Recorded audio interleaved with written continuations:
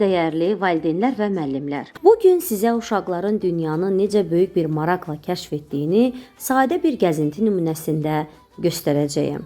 Uşaqların inkişafındakı əsl möcüzə bağçanın həyətində, təbiətin qoynunda gizlənib.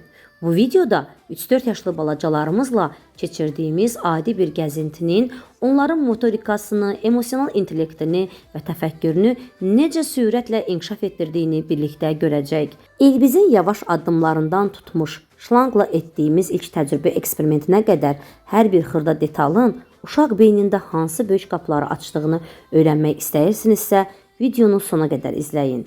Kanala abunə olmağı və videonu like etməyi də unutmayın. Hazırsınızsa kəşfə başlayırıq. Şirin bir yol tapar, oynayaraq öyrədir bizə hər bir dərsi o. Və budur gəzintimizin ən maraqlı, uşaqları heyran qoyan o sihirli anı. Şlanqın ağzına baş barmağımızı tutanda suyun daha uzağa sıçraması, baxın, bu uşaqların həyatındakı ilk təcrübə və eksperiment dərsidir. Onlar suyun təzyiqi ilə sürəti arasındakı səbəb-nəticə əlaqəsini öz gözləri ilə görürlər. Barmağını necə tutmalı olduqlarını yoxlayarkən həm də problem həll etmə bacarıqları işə düşür. Bunun paralelində onlar nəzəriyyə ilə deyil, toxunaraq və tətbiq edərək, yəni təcrübi yolla öyrənirlər. Unutmayaq ki, uşaq beyni üçün ən qalıcı öyrənmə məhz belə kəşf edərək öyrənməkdir. Eyni zamanda ağacları sulamaq uşaqlar üçün sadəcə bir oyun deyil, həm də çox vacib bir ekoloji tərbiyədir. Onlar bu yaşda təbiəti qorumağı və canlılara qulluq etmək məsuliyyətini öyrənirlər. Birgə işləyərək faydalı bir iş görmək balacalarda ilkin əmək vərdişlərini formalaşdırır. Təbii ki, fiziki tərəfi də yaddan çıxmamalıdır. Balaca uşaqların o kiçik əlləri ilə şlanqı tutmaqları onların kiçik əzələlərini, yəni kiçik motorikasını mükəmməl şəkildə gücləndirir. Coşar,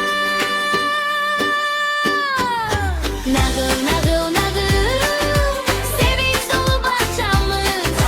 Və budur gəzintimizin ən dinamik, ən enerjili anı. Yolumuzun üstünə çıxan kiçik bir su gölməçəsi və onun üzərindən qorxmadan hoplanan balacalarımız. Bu sadə görünən hərəkət uşaqların böyük motorika inkişafı üçün mükəmməl bir məşqdir.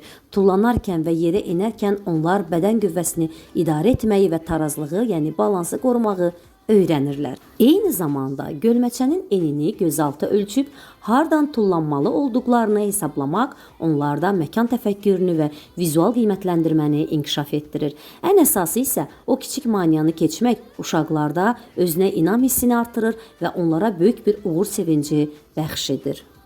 Sevinç dolu dünya, nağıl bağçam, şən yuvam, sevinç dolu dünya. 3-4 yaşlı uşaqların ilbizi və onun torpaqda qoyduğu parıldayan izi müşahidə etməsi onların inkişafı üçün çox böyük faydalara malikdir. Bu yaş dövrü uşaqların ətraf aləmi duyğularla kəşf etdiyi ən aktiv dövrdür. Yavaş hərəkət edən ilbizi izləmək uşağın bir nöqtəyə fokuslanma müddətini artırır. Uşaq ilbizin irəlilədiyini və arxasında iz qaldığını görərək hərəkət edir, deməli iz qoyur. Parıldayan xətti görən uşaqda bu nədir, niyə parıldar kimi suallar yaranır və idraki inkişaf edir. Uşaq kiçik və müdafiəsiz bir canlını incitmədən, ayaq altında qalıb əzilməsinlər deyə yoldan yığıb təhlükəsiz yerə qoyması onlarda yüksək empatiya, şəfqət və ətraf mühitdən məsuliyyət hissinin formalaşdığını göstərir. Bu yaşda heyvanları qorumaq istəyi uşaqların emosional intellektinin çox gözəl inkişaf etdiyinin sübutudur.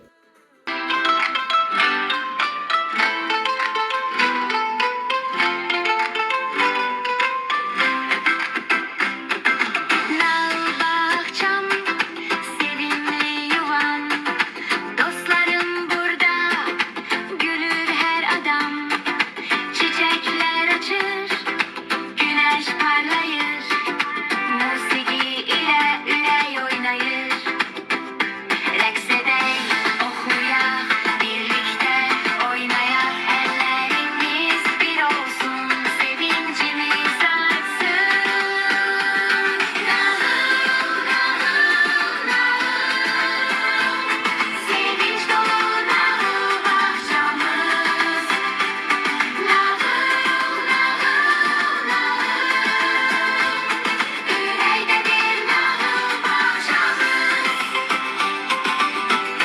Bu gün sizə bağçanın həyətyanı sahəsində uşaqların ən çox sevdiyi, lakin sadəcə bir oyun hesab etdiyi möhtəşəm bir fəaliyyətdən danışacağam.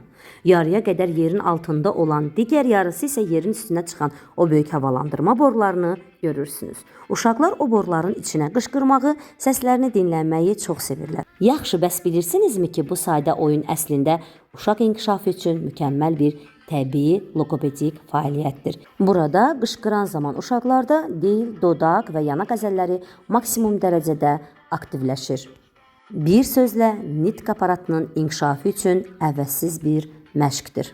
Bu boruların daxilində səs dalğaları fərqli şəkildə yayılır. Bu uşaqların səsləri bir-birindən ayırma, yəni fonematik eşitmə bacarığını itiləşdirir. Yaxşı eşidən və səs effektlərini qavrayan uşaq isə gələcəkdə sözləri daha düzgün tələffüz edir.